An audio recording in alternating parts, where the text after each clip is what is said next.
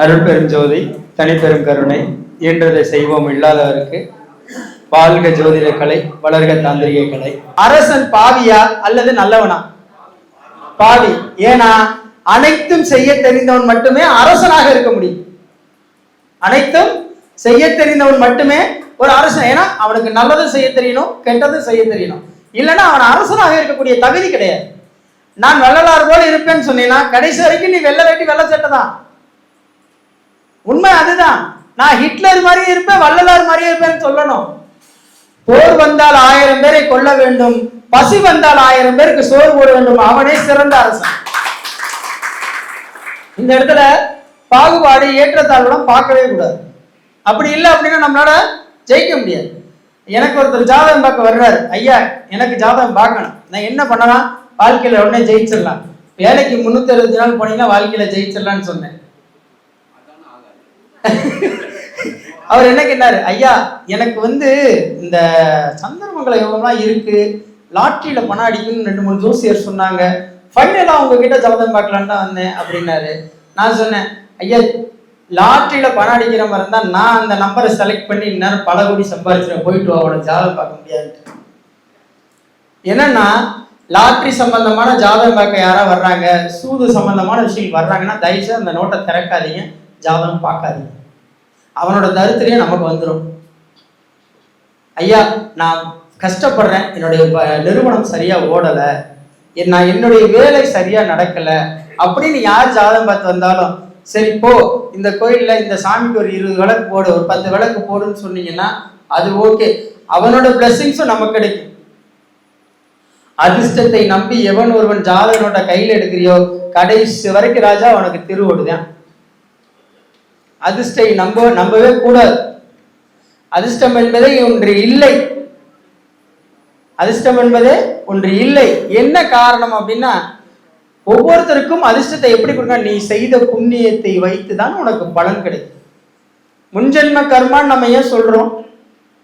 முன்ஜென்ம கர்மா தெரியாதவன் கண்டிப்பா ஜோசியக்காரனாவே ஆக முடியாது, அவன் ஜோதினாகவே ஆக முடியாது.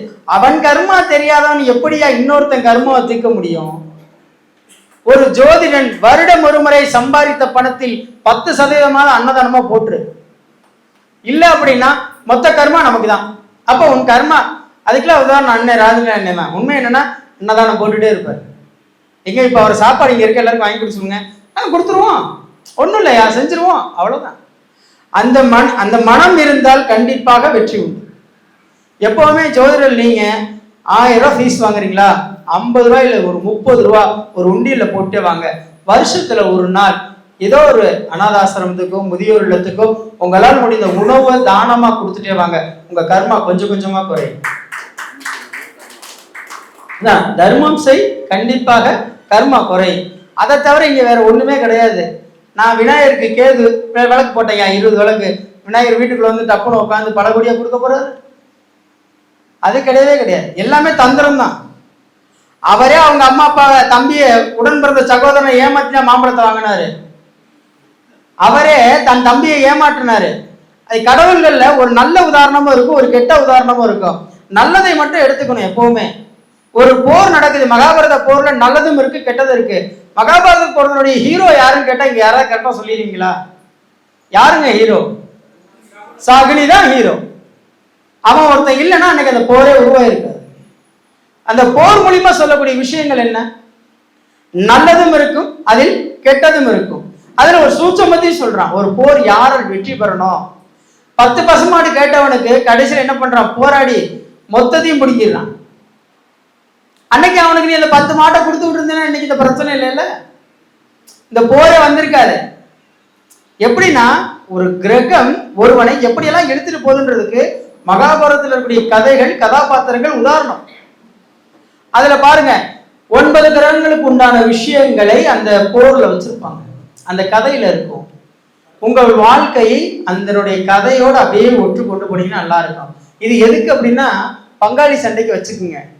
ஒரு திருமண வாழ்க்கைன்னா ராமாயணத்தை கையில் எடுத்துக்கங்க. ஒரு திருமண வாழ்க்கையில ராமாயணத்தை, ஒரு ஆண் ஒரு பெண்ணை சந்தேகப்படக்கூடாது, ஒரு ஆண் ஒரு பெண்ணை சந்தேகப்படக்கூடாது. எந்த பெண்ணாவது ஒரு ஆணை சந்தேகப்பட ஆரம்பிச்சா அந்த குடும்பம் நல்லா இருக்குமா?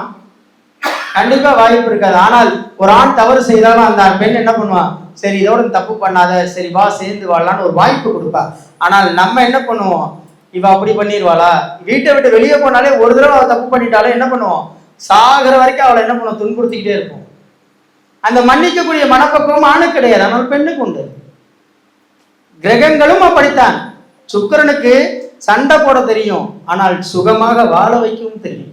எங்கே வீட்டில் இருக்கக்கூடிய பெண் 100 ரூபாய் கொடுத்து பாருங்க, வெறும் 10 ரூபாய் செலவழித்து 90 ரூபாயை சேமித்து வைப்பார். எதற்காக அந்த 90 ரூபாயை சேமிப்பார், பின் நம் காலத்திற்கு உதவும்னு.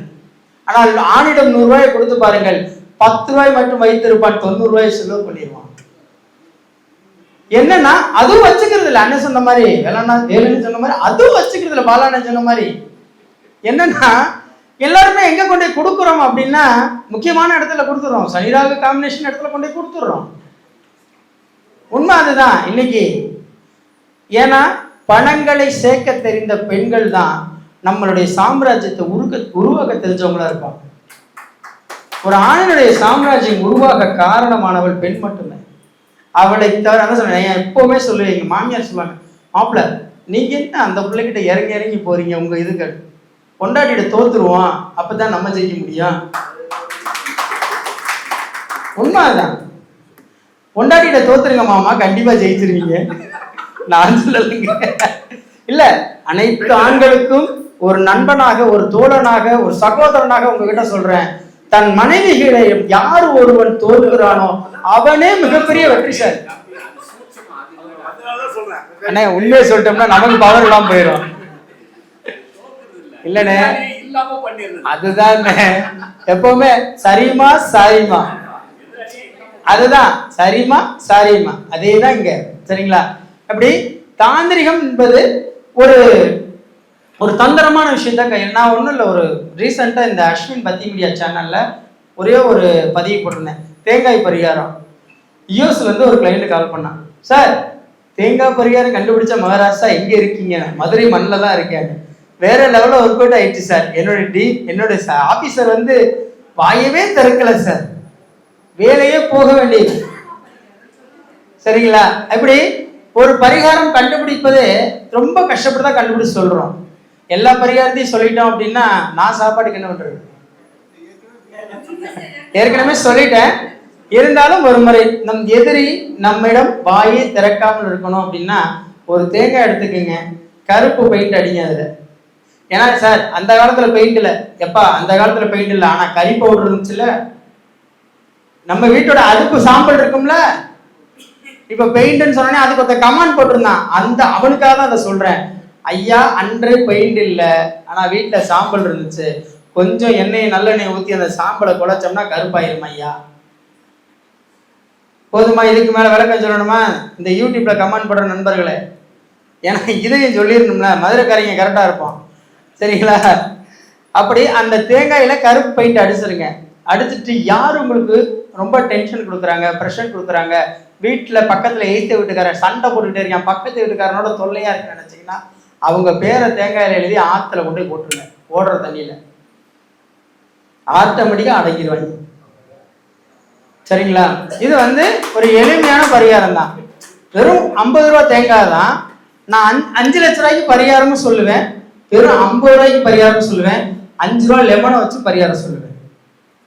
என்னன்னா ஒவ்வொரு இதுக்கும் ஒரு சிவகாசி பட்டாசு மாதிரி தான். 10 ரூபாய்க்கு என்கிட்ட புஷ்வானா இருக்கு, 1 லட்ச ரூபாய்க்கு புஷ்வானா இருக்கு.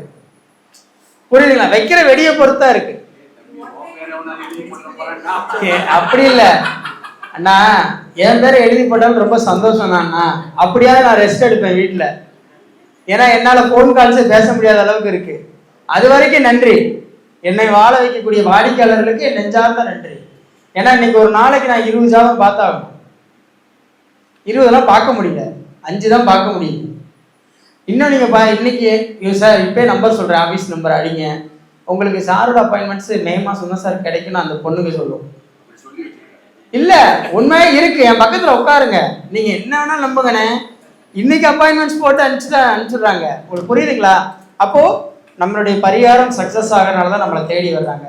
2 பச்சை மிளகா போதுங்க.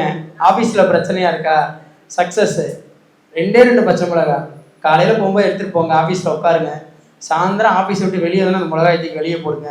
கண்டிப்பாக அந்த அலுவலர் உங்களை எதுவுமே பேச மாட்டார். ஆமாம், கோர்ட்டு கேஸுக்கு கொண்டு போகலாம், நம்மளுடைய ஆஃபீஸ் பிரச்சனையை கொண்டு போகலாம். இல்லை வேலையே கிடைக்கல, அதை 21 பச்சை மிளகாய் எடு, 3 ரோடு சந்திக்கிற இடத்துல அந்த பச்சை மிளகாய் போடு, வண்டி ஏறி இறங்கும், கண்டிப்பாக உனக்கு வேலை கிடைக்கும். இங்கே இருக்க ஜோதிட ஜாமான் இதுக்கான ஜோதிட ரகசியத்தை அப்படி உள்ளே போய் பார்த்தீங்கன்னா ஒரு பெரிய ஹிண்ட் வச்சுருக்கேன். பார்க்க ஈஸியாக தான் இருக்கும். 2 பச்சை மிளகாடா அந்த மாதிரி. நான் ஒரு சிலர் பார்ப்பேன், என்னன்னா ஜோதிடத்தை அண்ணன்லாம் வந்து முக்கிய ஒரு நாள் பேசுகிறவங்க பேசுவார். நான் நினைப்பேன், ஐயோ பாவம் இந்த ஜீவை இப்படி பேசுது, ஒரு பையன் காது வந்து கேட்க மாட்டேங்கிறான்னு. இல்லை, இந்த மாதிரி ஜோதிடத்தை இன்றைய சூழல் ட்ரெண்டிங்காக கொடுங்கன்னு தான் சொல்கிறேன். ஐயா ட்ரெண்டிங்காக கொடுங்க. சரி, இங்கே யாருக்கு மகரத்தில் சூரியன் இருக்கு? யாரோ ஒருத்தர் ஸ்டேட் பேங்க்ல அக்கௌண்ட் இருக்கா? எப்படி சனிக்கு சூரியனுக்கும் நண்பர்களா? ஐயா பணம் அதில் நிறைய வருதாங்கய்யா? எப்படி என்னன்னா ஒரு பேங்க் ஆராய்ச்சி கூட பார்த்தீங்கன்னா, ஏன் மணிமேகலை காணமே, அக்காவோட ஆபீஸ்க்கு பின்னாடி கரூர் வைஸ்யா பேங்கோட ஹெட் ஆபீஸ். நான் போறப்ப ஒரு கரூர் வைஸ்யா ஆபீஸ் ஒரு அக்கௌண்ட் ஓபன் பண்ணு, பணம் நிறைய வரும்னு சொன்னேன். கேட்கவே இல்லை. அப்புறம் ஒரு 6 மாசம் கழிச்சு, எந்த பேங்க்ல? கரூர் வைஸ்யா பேங்க்ல ஓபன் பண்ணுக்கா அப்படின்னு. இப்ப என்னது, பணம் விழுந்துகிட்டே இருக்குடா, வெளிநாட்டுல இருந்தாலும் காசு வருதுடா. புரியுதுங்களா? யாருக்கு எந்த பேங்க்ல அக்கௌண்ட் ஓபன் பண்ண முதற்கொண்டு ஜாதகத்தை வைத்து நம் கண்டுபிடிக்கலாம். பேங்கையும் அவர் பிறந்த தசாபுத்தியும் பேங்கோட தசாபுத்தியும். ஏங்க ஒரு நிறுவனமே ஒரு குழந்தை மாதிரி தானங்க. ஹமாம் சோப்பு எத்தனை வருஷம் இருக்கு? ஹமாம் சோப்பு எத்தனை வருஷமா இருக்கு? யாராவது தெரிஞ்ச சொல்லுங்க. ஒரு 70 வருஷம் இருக்குமா? ஜாஸ்தி, 100 வருஷத்தை கூட வைங்க. ஒரு மனிதனுடைய தசாபுத்தி காலம் எத்தனை ஆண்டுகள்? 120 ஆண்டு காலம். ஒரு நிறுவனம் 100 ஆண்டை தொடுது அப்படின்னா, அந்த ஆரம்பிச்ச டேட்டையும் நீங்கள் பிறந்த டேட்டையும் அப்படியே தசாபுத்தி போட்டு பாருங்க, எந்த சோப்பை யூஸ் பண்ணா சக்சஸ் ஆகியும் கண்டுபிடிச்சிடலாம். நான் கண்டுபிடிச்சேன் அதை. இன்னைக்கு உண்மையா சொல்றேன். அதை நான் உட்காந்து ஒவ்வொரு சோப்பு கம்பெனியும் போட்டு பார்த்தேன், ஒவ்வொரு பவுடர் கம்பெனியும் போட்டு பார்க்குறேன். ஏன்டா மைசூர் சாண்டல் மார்க்கெட்ல இவ்வளவு தூரம் இருக்கு? புரியுதுங்களா? சிந்தால் சோப்பு ஏன் மார்க்கெட்ல இவ்வளவு தூரம் இருக்கு? சிந்தால் சோப்பு மேக்ஸிமம் பாருங்க கவர்மெண்ட் ஆபீஸ்ல, ஆர்மி கேண்டீன்ல தான் நிறைய வாங்க முடியும். இதை அப்படியே போட்டு பாருங்களேன், கரெக்டா வரும். இந்த மாதிரி ஜாதகத்துல நான் கண்டுபிடிச்ச ஒவ்வொரு சில விஷயங்கள் எல்லாமே இதுதான். இப்போ கார் எல்லாரும் யூஸ் பண்றீங்கல்ல, ஒவ்வொரு கார் கம்பெனியுடைய உள்ளர்த்தம் யாருக்காவது தெரியுமா? சார் டொயோட்டா கம்பெனி என்ன உள்ளர்த்தம் சார்? டொயோட்டானா என்ன நினைக்கிறீங்க? நெல் வயல். நெல் வயல். அது என்னது? சந்திரனா சூரியனா? சந்திரன். ஜாதகத்தில் சந்திரன் சரியாக இருந்தால் கண்டிப்பாக டொயோட்டா கம்பெனில கார் வச்சிருப்பான். இல்ல அப்படின்னா அரசியல்ல இருப்பான். 2 விஷயம் தான். அரசியல்ல இருக்க வீட்டுல உட்கார்ந்தா அரசியல் பண்ண முடியுமா? சந்திரன் சுத்திக்கிட்டே தானே இருக்கணும். அப்ப அரசியல்வாதி சுத்திக்கிட்டே தானே இருக்கணும். மேக்சிமம் பாருங்க அரசியல்வாதியுடைய கார்கள்லாம் டொயோட்டா கம்பெனில தான் இருக்கும். முத அம்மா நம்மளுடைய ஜெயலலிதா அம்மா மகேந்திரா கம்பெனில கார். அவங்க ஃபர்ஸ்ட் சொன்னதே என்னன்னா, எனக்கு டொயோட்டா கம்பெனி கார் தான் வேணும்னாங்க. எதுக்காக டொயோட்டா கம்பெனி கார் கேட்குறாங்க? இது வரைக்கும் சிம்ம ராசி. என்ன ராசி? சிம்ம ராசி. அப்போ ஒரு கம்பீரமான தோற்றமும் கம்பீரமான ஒரு கம்பெனியா இருக்கணும் அப்படின்றனால டொயோட்டா கம்பெனி எல்லாருமே விரும்பினாங்க. ஆனால் அதை இடையில ஒரு சில ப்ராப்ளம்ஸ் ஒரு கம்பெனிக்கு வருது. என்னன்னா மகேந்திரா கம்பெனி அப்படியே டவுன் ஆகுறாங்க. டக்குன்னு என்ன பண்றாங்க? சிம்பிள்ஸை மாத்துறாங்க. மகேந்திரா கம்பெனியோடைய சிம்பிள்ஸை மாத்துறாங்க. இன்னைக்கு டொயோட்டா கம்பெனி அமைக்கி கீழே இறங்கி மகேந்திரா கம்பெனி டாப்ல போயிட்டு இருக்கு. என்ன காரணம்? இதுதான் சொல்றேன், ஒரு கம்பெனிக்கும் நமக்கும் தசாபுத்தி போட்டு பார்க்கணும். அதை வச்சுதான் நம்ம லைஃப்பை சக்சஸ் பண்ணணும். நான் எடுத்திருக்க கார் ஃபர்ஸ்ட் எடுக்கும்போது ஐட்டன் டொயோட்டா கம்பெனி. எனக்கு சாந்தத்தில் சந்திரன் நல்லா இருந்தார், ஐட்டன் எடுத்தேன். அப்படி அடுத்த கார். இப்படி கார் எடுக்கிறதுல கூட கிரகங்களை போட்டு பாருங்கன்னு தான் சொல்றேன். உங்க வீட்டுக்கு வாங்கக்கூடிய கம்பெனியில டிவிஎஸ் கம்பெனி எல்லாருக்கும் தெரியும். டிவிஎஸ் கம்பெனி நிறுவனர் யாரு? ஐயர். ஜாதகத்துல குரு நல்லா இருந்தா டிவிஎஸ் கம்பெனியில பைக் எடு. புரியுதுங்களா? ஐயா ஒன்றும் இல்லை, தமிழ்நாடு மெர்கன்டைல் பேங்க் யாரோடது? நாடாரோடது. அப்போ நாடார் நம்ம சனி பகவான் சொல்றோமா? உழைப்பால் உயர்ந்தவர்கள், நல்ல உழைப்பாளிகள், ஒற்றுமையானவர்கள். அப்போ எந்த பேங்க்ல அக்கௌண்ட் ஓபன் பண்ணணும்? டிஎம்பியில் ஓபன் பண்ண. சிட்டி யூனியன் பேங்க் யாரோடது? ஐயரோடது. அப்போ ஜாதகத்துல குரு நல்லா இருக்கா? சிட்டி யூனியன் பேங்க்ல அக்கௌண்ட் ஓபன் பண்ண. இப்போ ஐசிஐசி பேங்க் யாரோடது? இப்படி ஒவ்வொரு இதையும் எடுத்து பாருங்கன்னு தான் சொல்றேன். உங்களுடைய ஜாதகத்தையும் அந்த ஆரம்பிச்ச நிறுவனத்தினுடைய தசாபுத்தியும் போட்டு பாருங்க, 2 ஒத்து வரும். பொண்ணு மாப்பிள்ளைக்கே நம்ம ஒரு பொண்ணை கட்டிட்டு வர்றோம்னா 40 வருஷம் 50 வருஷம் நம்மளோட வாழ நினைக்கிறோம். ஒரு வங்கி அக்கௌண்ட்ல பணம் எப்பவுமே இருக்கணும்னா ஏன் அந்த வங்கி அக்கௌண்ட் ஓபன் பண்ண டேட்டையும் நம்மளும் போட்டு பார்க்கலான்றேன். நான் இதை ஜோதிடர்கள் சொல்றேன், ஆனா வாடிக்கையாளர்கள் என்ன வந்து ஜாதகத்தை பாருங்க நான் சொல்றேன். ஏன்னா எனக்கு மார்க்கெட்டிங் பண்ணணும்ல. அப்போ எல்லாத்துக்குமே ஒரு தந்திரம் தான் இதுல ஒளிஞ்சிருக்கும். இப்போ எனக்கு சித்திர நட்சத்திரம், எனக்கு முடக்கு நட்சத்திரம் பார்த்தீங்கன்னா கேட்ட நட்சத்திரமா. அப்போ அண்ணன் வந்து போன தடவை என்னுடைய மீட்டிங்க்கு வர முடியல. அப்பயே முடிவு பண்ணேன், ரைட்டு அண்ணன் எனக்கு முடக்கு, அதனால தான் என் மீட்டிங் அண்ணனை முடக்கிருச்சு, வர முடியலன்னு நினச்சிட்டேன். வேற எதுவுமே ஏன் வரலன்னு கூட இப்போ கூட ஒரு ஃபோன் பண்ணி கூட நான் கேட்கல. எனக்கு நல்லது அதான், என்னை முடைக்கிற கூடாதுன்றதுக்காக நட்சத்திரம் அவரை முடைக்கிருச்சுன்னு நினைச்சுக்கிறான். இப்படி ஒரு சில நிகழ்வுகளை நம்ம பாசிட்டிவா எடுத்துக்கணும். முதல்ல ஜோதிடருக்குள்ள குறை சொல்லிக் கொள்வதை நிறுத்தி கொள்ளுங்கள். ரொம்ப கண்டனமாவே தெரிவிக்கிறேன். இனிமேல் ஃபேஸ்புக்கில் மெசேஜ் போட்டிங்கன்னா செந்தூரன் அறக்கட்டளை குண்டக்கு முண்டக்கு மெசேஜ் போடும். அதையும் சொல்லிடுறேன், அன்பாக பேசிக் கொள்ளுங்கள். அப்படி திறமையா ரொம்ப திறமைசாலியா எந்த ஜோசியரை நீ திட்டுன்னு நினைக்கிறியோ அவங்க வீட்டு வாசல்ல போய் காலைல உட்காந்துக்க, அவரை வெளியே கூப்பிட்டு வச்சு பேசி நீங்க முடிச்சுக்க. சமூக வலைதளங்களை தவறாக பயன்படுத்தி மற்ற நல்ல ஜோசியர்கள் பெயர்களை கெடுக்க வேண்டாம்னு சொல்றேன். அண்ணன் சொன்னாரு, ஒருத்தர் நட்சத்திரமே இல்லைன்னு சொல்றாரு, தம்பி அதை பத்தி பேசணும். நான் அடுத்த மாசம் பேசுங்கனே, இந்த மாசம் வேண்டானே அப்படின்னு.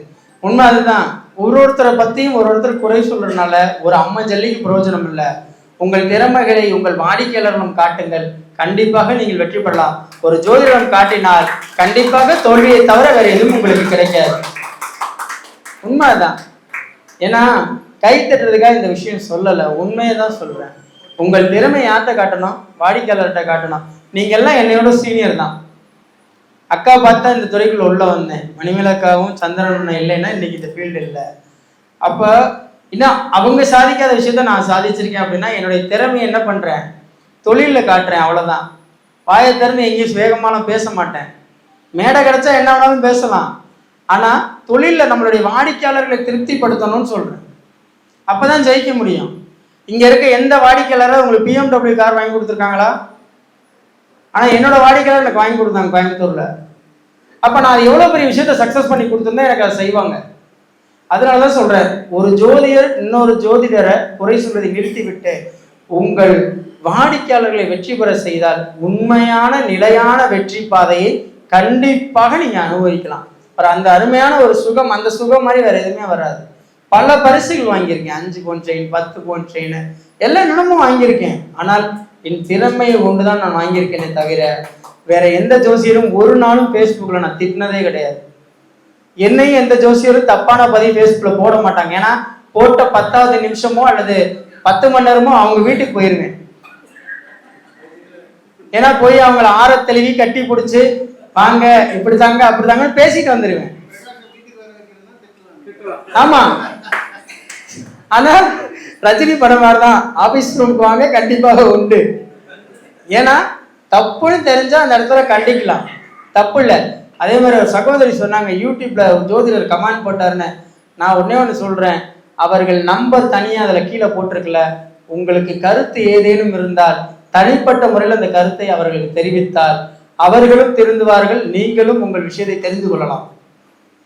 இதுதான் உண்மை, நிதர்சனமான உண்மை இதுதான், வேற ஒன்றுமே இல்லை. நிறைய பரிகாரங்கள் சொல்லலாம், ஒவ்வொரு பரிகாரத்துக்கும் ஒரு விஷயம் இருக்கு. நம்மளை பொறுத்த வரைக்கும் என்னன்னா தாந்திரிக பரிகாரங்கள் எல்லாம் மேக்சிமம் வெளியில சொல்ல முடியாது. இருந்தாலும் இன்னைக்குள்ள ட்ரெண்டுக்கு ஒரு பரிகாரம் சொல்றேன், அவ்வளவுதான், முடிச்சிருவோம். எல்லாருக்கும் இது வாழைப்பழமா தான் தெரியும். இதை ரெட்டை வாழைப்பழமா நினைச்சுக்கோங்க. எப்படி? ரெட்டை வாழைப்பழம். ஒரு காதலை பிரிக்கிறதுக்கு இதை பயன்படுத்தலாம், காதலை சேர்க்கறதுக்கும் பயன்படுத்தலாம். எப்படி சேர்க்கறதுக்கு பயன்படுத்துறோம், எப்படி பிரிக்கிறதுக்கு பயன்படுத்துறோன்ற விஷயத்த நிறைய ஜோசியருக்கு இங்க தெரியும். ஆனா இதை சொல்ல மாட்டாங்க.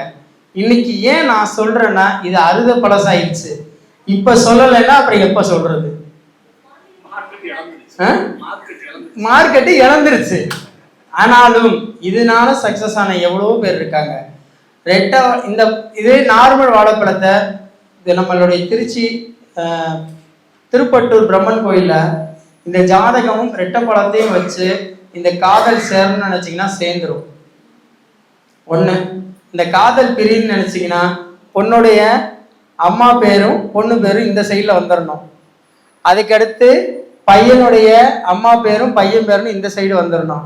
எழுதி இதை வேப்பனை தடவி ஆஞ்சநேயர்கிட்ட வச்சு மனசார வேண்டிட்டு இந்த காதல் பிரிவுன்னு கொடுத்தீங்கன்னா கண்டிப்பா குரங்கு என்ன பண்ண அந்த பழத்தை வாங்கினோன்னே டப்புன்னு பிச்சிரும். அப்ப என்ன ஆகும்? இது ஒரு எளிமையான பரிகாரம் தான். இப்போ எளிமையான முறையில பரிகாரம் சொல்லியிருக்கோம், ட்ரை பண்ணுங்க. சக்சஸ் ஆனா என்னோட ஃபீஸ் 5000 ரூபாய் ஜிபே பண்ணிருங்க. சரிங்களா?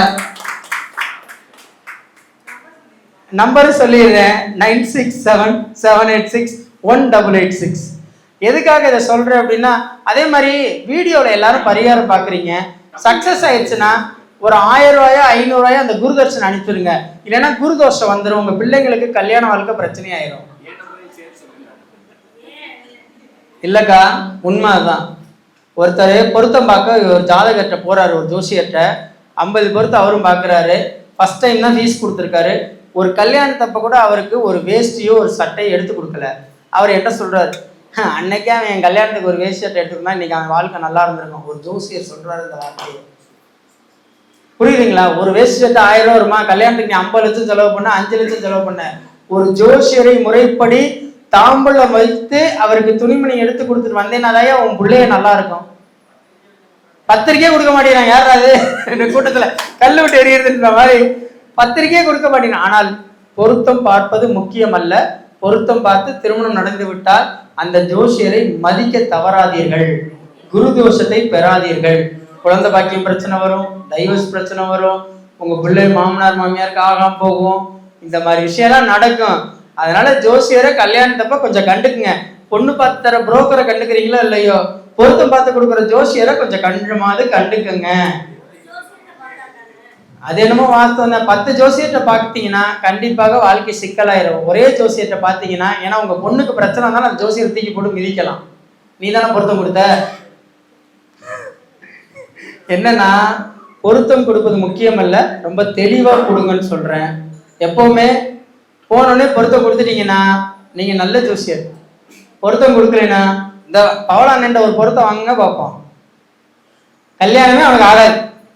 இவரை நம்பி போனீங்கன்னா அதுல சரியில்லை நீ போ, அதுல சரியில்லை நீ போ, பொருத்தமே கிடைக்காது. ஏன்னா அனுபவசாலிகள்கிட்ட பொருத்தம் வாங்க முடியாது. அனுபவசாலிகிட்ட கண்டிப்பா பொருத்தம் வாங்கவே முடியாதுங்க. முழுசா நனைஞ்சவங்கள்ட்ட நீங்க பொருத்தம், ஜோதிடத்தில் முழுதாக நனைந்தவர்கிட்ட பொருத்தம் வாங்க முடியாது. அறகுறையா நனைஞ்சவர்கிட்ட மட்டும் தான் நீ பொருத்தம் வாங்க முடியும். வாழைப்பழத்தை சேர்த்து வச்சுனா கல்யாணம் பண்ணிக்க. சரியா? அப்படி நிறைய விஷயங்கள் இருக்கு. நல்லதொரு வாய்ப்பை ஏற்படுத்தி கொடுத்த அன்பு மாமா எங்களுடைய குரு நாகராஜ் அவர்களுக்கும் மற்றும் இன்னொரு மாமா ஜிஜே சுந்தரபாண்டி அவர்களுக்கும் மற்றும் அன்பு சகோதரி சங்கரேஸ்வரி அக்கா அவர்களுக்கும் விருதுநகர் ஜோதிட நலச்சங்கத்திற்கும் எங்கள் ஸ்ரீ செந்தூரான் அறக்கட்டளையின் சார்பாக நெஞ்ச மகிழ்ந்த நன்றியை தெரிவித்துக் கொண்டு இந்த நல்லதொரு வாய்ப்பை ஏற்படுத்தி கொடுத்த அஸ்வின் பத்தி யூடியூப் சேனல் நேயர்கள் அனைவர்களுக்கும் என் நெஞ்சார்ந்த நன்றிகள். அதே மாதிரி என்னோட சேனல் ஜோதிட தளபதி யூடியூப் சேனல் சப்ஸ்கிரைப் பண்ணிக்கோங்க. என்னோட சேனலை பத்தி தெரிஞ்சுக்கங்க. கொஞ்சம் அதில் நிறைய ஜோசியர்கள் பேசுவாங்க, அதையும் தெரிஞ்சுக்குங்க. இன்னொரு சேனலும் இருக்கு, ராஜநிலை ஜோதி சேனலு, அந்த சேனலை பத்தியும் தெரிஞ்சுக்கங்க, சப்ஸ்கிரைப் பண்ணிக்கங்க. வேற யாரும் சேனல் வச்சிருந்தா நாளை அடுத்த மாதம் கொடுக்கவும் வசிக்கப்படும். சரிங்களா?